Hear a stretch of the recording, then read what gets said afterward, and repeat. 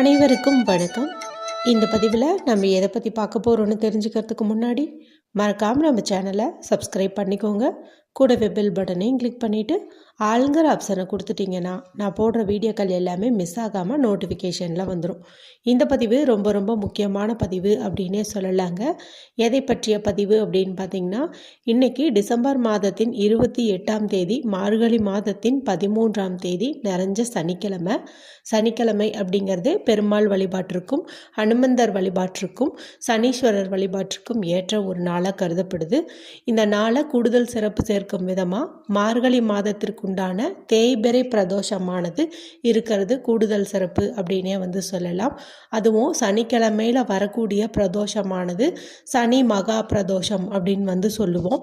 அதுவும் இது தேய்பிறை பிரதோஷமாக இருக்கிறதுனால நம்முடைய வாழ்க்கையில் இருக்கக்கூடிய தீராத கஷ்டங்கள், கவலைகள், நோய்கள், கடன்கள், குழப்பங்கள் எல்லாமே தீரக்கூடிய ஒரு அற்புத நாளாகவே கருதப்படுது. இந்த நாளில் நம்ம குடிக்கக்கூடிய தண்ணீரில் ஒரே ஒரு பொருளை சேர்த்து குளிப்பதன் மூலமாக நம்முடைய எல்லா விதமான பிரச்சனைகளும் தீரும் என்பது குறித்தும், அதே பதிவில் ஒரு குறிப்பிட்ட முறையில் நம்மளுடைய வீட்டில் ஏற்ற வேண்டிய தீப முறை குறித்தும் தனி ஒரு பதிவு கொடுத்துருப்பாங்க. ஒருவேளை அந்த வீடியோ நீங்கள் லேட்டாக தான் பார்த்தீங்க அப்படிங்கும்போது அதுபோல் தண்ணீரை ரெடி பண்ணி வச்சுட்டு இன்று இரவுக்குள்ளே உங்களுடைய முகம், கை, காலெல்லாம் கழுவிக்கிட்டீங்க அப்படின்னா கூட போதும், நல்ல பலன் நமக்கு கிடைக்கும் அப்படின்னே சொல்லலாம். ஏன்னா இந்த ஆண்டில் வரக்கூடிய கடைசி பிரதோஷம் இது அப்படின்னே சொல்லலாம். இந்த ஆண்டு முடிகிற மாதிரியே நம்முடைய கஷ்டங்களும் கவலைகளும் இன்றோடு தொலையட்டுங்கிறதுக்காக தான் அந்த பரிகாரம் சொல்லியிருப்பேன். மறக்காமல் அதை நீங்கள் செய்யுங்க. இவை தவிர ஒரு குறிப்பிட்ட முறையில் தண்ணீரை ரெடி பண்ணி அந்த தண்ணீரை குடிக்க சொல்லி வீடியோ போட்டிருப்பேன்.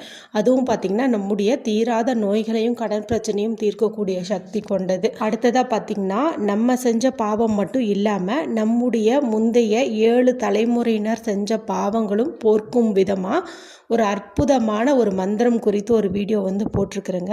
அதை நீங்கள் ஒரே ஒரு முறை சொன்னீங்கன்னாவே போதும், 7 தலைமுறையினர் செஞ்ச பாவமும் நீங்கி நல்ல ஒரு மாற்றம் உங்கள் வாழ்க்கையில் நடக்கிறத கண்கூடாவே பார்க்க முடியும். உங்களுடைய தலையெழுத்தே மாறும் அப்படின்னே சொல்லலாம். இப்போ நான் மேலே சொன்ன இந்த வீடியோக்களுடைய லிங்கையெல்லாம் இந்த வீடியோ முடியும் போது வரக்கூடிய எண்டு ஸ்க்ரீனில் கொடுக்குறேன். மறக்காமல் செக் பண்ணி பாருங்கள். இதில் எதெல்லாம் உங்களுக்கு செய்ய முடியுதோ அதை நீங்கள் செஞ்சு பலனடையுங்க. சரி, இப்போது இந்த பதிவுக்கான விளக்கத்துக்குள்ளே போகலாம். இதில் நீங்கள் கோவிலுக்கு போகிற மாதிரி இருந்துச்சு அப்படின்னா இந்த குறிப்பிட்ட பொருட்களை இன்றைக்கி நீங்கள் அவசியம் சிவபெருமான் கோவிலுக்கு வாங்கி கொடுத்தீங்க அப்படிங்கும்போது நிச்சயம் உங்கள் வாழ்க்கையில் இருக்கிற அத்தனை விதமான பிரச்சனைகளுமே நீங்கும் அப்படின்னு சொல்லலாம். சிவபெருமான் அபிஷேக பிரியர். இது உங்கள் எல்லாருக்குமே தெரியும். அப்போ நம்ம அபிஷேகத்திற்குன்னு ஒரு சில பொருட்களை வாங்கி கொடுப்பதன் மூலமாக அவருடைய மனம் குளிந்து நம்முடைய பிரச்சனைகள் எல்லாமே தீர்த்து வைப்பார் அப்படின்னு சொல்லலாம். நிறைய பொருட்கள் இருக்குது. இதில் நான் முக்கியமான பொருட்கள் மட்டும் சொல்கிறேன். அதில் உங்களுக்கு எது முடியுமோ அதில் ஒன்றையாவது நீங்கள் வாங்கிட்டு போய் கொடுக்கறது நல்லது. முதல் பொருள் என்ன அப்படின்னு பார்த்தீங்கன்னா, பால் சம்மந்தப்பட்ட பொருட்கள். அதாவது பால், தயிர், இந்த மாதிரி ஏதாவது பொருட்கள் நீங்கள் வாங்கிட்டு போய் கொடுக்கறது நல்லது. அடுத்தது பார்த்திங்கன்னா, திருநீர் அப்படிங்கிறது சிவபெருமானுக்கு ரொம்ப ரொம்ப பிடித்தமான ஒரு பொருள் அப்படின்னு சொல்லுவாங்க. அதாவது விபூதி. இதை நீங்கள் வாங்கிட்டு போய் கொடுக்கறது ரொம்பவும் நல்லது. இந்த வில்வ இலை அப்படிங்கிறது எப்போதுமே நம்ம வாங்கிட்டு போய் கொடுக்கறது. அதாவது சிவபெருமான் அப்படின்னாவே அடுத்து நம்ம நினைவுக்கு வருவது வில்வ இலை. அதனால் அதை நான் இந்த லிஸ்ட்டில் சொல்லலை. ஏன்னா அது டிஃபால்ட்டாக எல்லாரும் பண்ண வேண்டியது.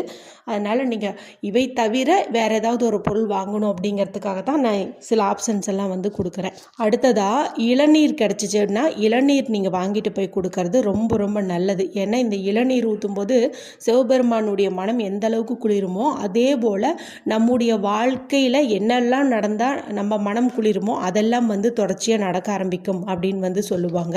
அடுத்ததாக பார்த்திங்கன்னா, அரிசி மாவு. இந்த அரிசி மாவு நம்ம கடையில் வாங்கணுன்ட்டு அவசியமே இல்லை.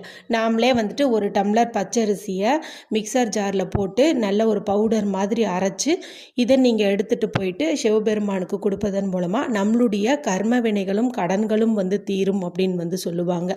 அடுத்ததாக பார்த்திங்கன்னா திருமஞ்சன பொடி. இந்த திருமஞ்சன பொடியும் சிவபெருமானுக்கு ரொம்ப ரொம்ப விருப்பம் அப்படின்னு வந்து சொல்லுவாங்க. இப்போ நான் வந்து இத்தனை பொருட்கள் வந்து சொல்லியிருக்கிறேன். இது எல்லாமே பார்த்திங்கன்னா ரொம்ப ரொம்ப விசேஷமானது. இதில் நீங்கள் எந்த பொருள் வாங்கினாலும் கூடவே வந்துட்டு எப்பவும் போல் வில்வ இலையும் நந்தியம் பெருமாளுக்கு செவ்வரளி மாலையும் அருகம்புள்ளையும் நீங்கள் வாங்கிட்டு போய் கொடுக்கறது ரொம்ப நல்ல பலனை வந்து உங்களுக்கு கொடுக்கும். இவை தவிர பூக்களில் தாமரைப்பூ அப்படிங்கிறது சிவபெருமானுக்கு ரொம்ப ரொம்ப விருப்பம் அப்படின்னு வந்து சொல்லுவாங்க. அதனால் தாமரைப்பூ நீங்கள் வாங்கிட்டு போய் கொடுக்கறது நல்லது. இப்போ உங்கள் வீட்டுக்கு பக்கத்தில் புதர் போன்ற ஒரு இடம் இருந்துச்சு அப்படின்னா அங்கே கண்டிப்பாக வந்துட்டு தும்பை செடி வந்து இருக்கும். அந்த தும்பை மலர் அப்படிங்கிறதும் சிவபெருமானுக்கு ரொம்ப பிடிக்கும் அப்படின்னு வந்து சொல்லுவாங்க. நீங்கள் அதை பறிச்சுட்டு போய் கொடுக்கறதும் நல்லது. இதை வந்து நம்ம காசு போட்டு வாங்க தேவையில்லை, வீட்டுக்கு பக்கத்துலேயே வந்துட்டு பறிச்சுக்கலாம். இவை தவிர இன்னொரு ரொம்ப ரொம்ப பிடித்தமான பூன்னு பார்க்கும்போது மாதுளம்பூவை வந்து சொல்லலாம். இந்த மாதுளம் பூவும் நீங்கள் பறிச்சுட்டு போய் இன்றைக்கி கொடுக்கறது நல்ல ஒரு விசேஷமான பலனை தரும், நல்ல ஒரு செல்வ செழிப்பை தரும் அப்படின்னே சொல்லலாம். கோவிலுக்கு போகிறவங்க இந்த பொருளெல்லாம் நீங்கள் வாங்கிட்டு போய் கொடுங்க. கோவில் பக்கத்தில் இல்லை, வீட்டில் தான் நாங்கள் வழிபாடு செய்வோம் அப்படின்னு நினைக்கிறவங்க நான் சொன்ன இந்த பொருளில் ஏதாவது ஒன்று நீங்கள் உங்கள் வீட்டில் சிவபெருமான் படத்திற்கு முன்போ இல்லை விக்கிரகத்திற்கு முன்போ வச்சு வழிபாடு செய்கிறது நல்ல பலனை வந்து கொடுக்கும். சரி, இப்போ தம்ப்நெயில்ல ஒரே ஒரு இலையை பர்ஸில் வச்சாவே செல்வ வளம் அதிகரிக்கும்னு சொன்னேன் இல்லையா? அது என்ன இலை, அது எப்படி பயன்படுத்தணும் அப்படிங்கிறது வந்து பார்த்தலாம். அது என்ன இலை அப்படின்னு பார்த்தீங்கன்னா சிவபெருமானுக்கு ரொம்ப ரொம்ப பிடித்தமான வில்வ இலை தான். இது வந்து சிவபெருமானுக்கு மட்டும் இல்லைங்க, மகாலட்சுமி தாயாரின் இருப்பிடம்னு பார்க்கும்போதும் இந்த வில்வ மரத்தை வந்து சொல்லுவாங்க. அவங்க அங்கே தான் நித்தியவாசம் செய்வாங்க அப்படின்னு வந்து சொல்லுவாங்க. அதனால் நல்ல ஒரு செல்வ செழிப்பை ஏற்படுத்தி தரக்கூடிய இலை தான் இந்த வில்வ இலை. இது நமக்கு ஒன்று கிடச்சிச்சு அப்படின்னா கூட போதும். இப்போ நீங்கள் சிவபெருமான் கோவிலுக்கு போனீங்கன்னா அங்கே பக்கத்தில் கடைகள்லேயே கண்டிப்பாக வந்துட்டு இந்த வில்வ இலை வந்து வித்துட்ருப்பாங்க. மேலும் பூஜையில் கலந்துக்கிறவங்க எல்லாருக்குமே வந்துட்டு இந்த வில்வ இலையும் பிரசாதமாக வந்து தருவாங்க. அந்த மாதிரி கூட நீங்கள் போயிட்டு இன்றைக்கி வாங்கிட்டு வந்து வச்சுக்கலாம். இதில் ஒரே ஒரு இலை கிடச்சிச்சு அப்படின்னா கூட போதும். இப்போ இந்த இலையில் உங்களுடைய கைவிரலால் நமசி வசி அப்படிங்கிற மந்திரத்தை எழுதுங்க. அதாவது எந்த ஒரு பேனாவும் எந்த ஒரு பேஸ்ட்டும் நம்ம ரெடி பண்ண தேவையில்லை. ஜஸ்ட்டு உங்களுடைய கைவிரலால் இந்த இலை தான் பேப்பர் அப்படின்னு நினச்சிட்டு உங்கள் விரல் தான் பேனா அப்படின்னு நினச்சிட்டு நமசி வசி நமசி வசி நமசி வசி இந்த மந்திரத்தை வந்துட்டு நீங்கள் எழுதுங்க. முடிஞ்சால் கோவில்லையே இந்த அபிஷேக ஆராதனைகளை நடக்கும்போது நம்ம எல்லாருமே கொஞ்ச நேரம் அங்கேயே அமைதியாக உட்காந்துட்ருக்கிற மாதிரி ஒரு சூழல் வரும். அந்த சமயத்தில் உங்களுக்கு வில்வ இலை கிடச்சிச்சின்னா கூட நீங்கள் சும்மா இருக்கும்போது இந்த இலையில் இந்த மந்திரத்தை நீங்கள் எழுதுறது கூடுதல் சிறப்பு. ஏன்னா நம்ம தொடர்ந்து சிவபெருமானுடைய நாமம் ஜபிச்சதற்குண்டான பலனும் வந்து கிடைக்கும். கோவில்லையே இதை செய்யறதுனால கூடுதல் பலனும் கிடைக்கும். அப்படி அங்கே பண்ண முடியல அப்படிங்கும்போது நீங்கள் ஒரு இலை வாங்கிட்டு வந்து வீட்லேயாவது இன்று இரவுக்குள்ளே இந்த நமசி வசிங்கிறத வந்துட்டு நீங்கள் எழுதலாம். அதன் பிறகு நீங்கள் மனதார வேண்டிக்கோங்க, எங்கள் வாழ்க்கையில் இருக்கக்கூடிய இந்த வறுமைகள் பண கஷ்டம் எல்லாம் நீங்கி நல்ல ஒரு செல்வ செழிப்போடு வாழணும், நல்ல ஒரு வற்றாத செல்வம் ஊற்றெடுக்கணும், அல்ல குறையாமல் பணம் வந்து சேரணும்னு மனதார நீங்கள் வந்து வேண்டிக்கோங்க. இன்றைக்கி என்ன கேட்டாலும் கண்டிப்பாக வந்து அது கிடைத்தே தீரும். அதனால் நீங்கள் இந்த மாதிரி வந்து பண்ணுங்கள். அதன் பிறகு இந்த வில்வ இலையை உங்களுடைய பர்ஸில் பணம் வைக்கக்கூடிய இடத்துல வந்து வச்சுருங்க. இதை வந்து நீங்கள் மாற்றணும் அப்படின்னு ஒரு அவசியமே கிடையாது. ஏன்னா மற்ற இலைகள் பார்த்திங்கன்னா காஞ்சு போனால் எதிர்மறை ஆற்றலை ஈர்க்க தொடங்கிடும் அப்படின்னு வந்து சொல்லுவாங்க. ஆனால் வில்வ இலை வந்து காயவும் அதனுடைய சக்தி துளி அளவும் குறையாது அப்படின்னு வந்து சொல்லுவாங்க. அதனால் இதை நீங்கள் அப்படியே வந்து வச்சுக்கோங்க. எப்போவாச்சும் அந்த இலை வந்து ரொம்ப காஞ்சு போய் உடஞ்சி போய் இருக்கும் சமயத்தில் மட்டும் நீங்கள் இதை தூக்கி கால்படாத இடத்துலையோ இல்லை மரத்துக்கடியிலையோ வந்து போட்டுக்கோங்க. திரும்பவும் இது மாதிரி ஒரு சேர்க்கை வரும்போதும் பிரதோஷம் வரும்போதும் வில்வ இலை கிடைச்சா மறக்காமல் இந்த பரிகாரத்தை நீங்கள் ரெகுலராகவே செஞ்சுட்டு வாங்க. நல்ல ஒரு செல்வ செழிப்பு ஏற்படும்.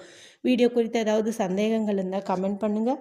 பிடிச்சிருந்தால் மற்றவங்களோட ஷேர் பண்ணுங்கள், லைக் பண்ணுங்கள். மற்றும் ஒரு பயனுள்ள பதிவில் உங்களை சந்திக்கிறேன். நன்றி, வணக்கம்.